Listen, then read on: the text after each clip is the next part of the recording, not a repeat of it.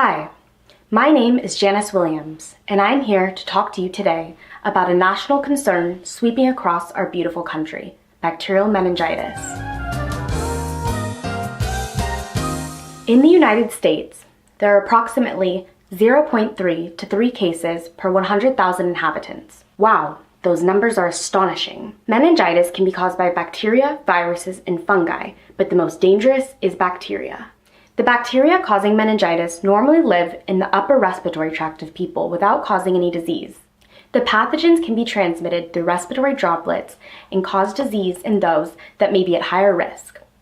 The incubation period for the bacteria is 2 to 10 days. So, why should you all be concerned?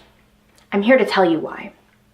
Death from bacterial meningitis can occur in as little as 24 to 48 hours once symptoms appear. The lethality is around 10%, and permanent effects are seen in 20% of survivors, such as neurological damage, psychological disturbances, and hearing and vision loss. There are certain groups of people that are at higher risk for this disease: the very young, the very old, and anyone who is immunocompromised.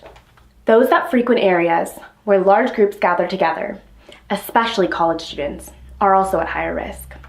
I interviewed a special guest who was on the brink of death after contracting this terrifying disease. This is Megan's story. I was in my freshman year of college at Chico State, and my life was great. I lived in the dorms, and on weekends, my roommates and I would go to all of the college parties. On Friday night, I was drinking with my friends, and by Monday, I could barely get out of bed.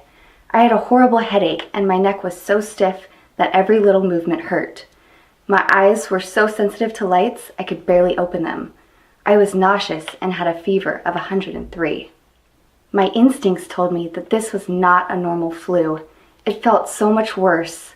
My roommates brought me to the emergency room that afternoon. As soon as I arrived, a doctor rushed in and performed a lumbar puncture.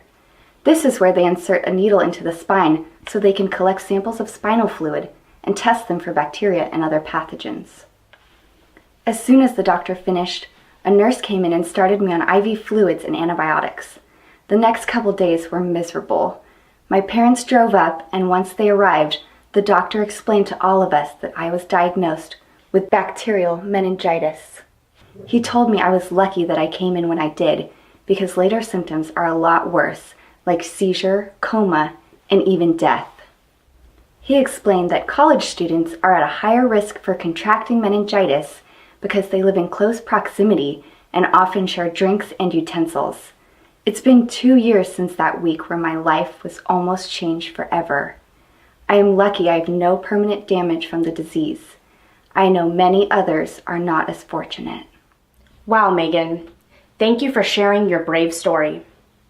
So now I answer the question, how can we, as a community, prevent the occurrence of the scary disease? Fortunately, modern medicine has created a vaccine against meningitis called the Men-C vaccine. Remember that these vaccines are most effective when given on schedule. Maintaining healthy habits is also essential to decrease our risk.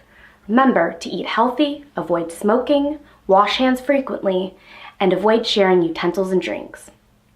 If you or someone you love is at high risk for contracting meningitis, contact this number today, 1-800-MENINGITIS. That's 1-800-MENINGITIS. Thank you for listening, and have a wonderful day.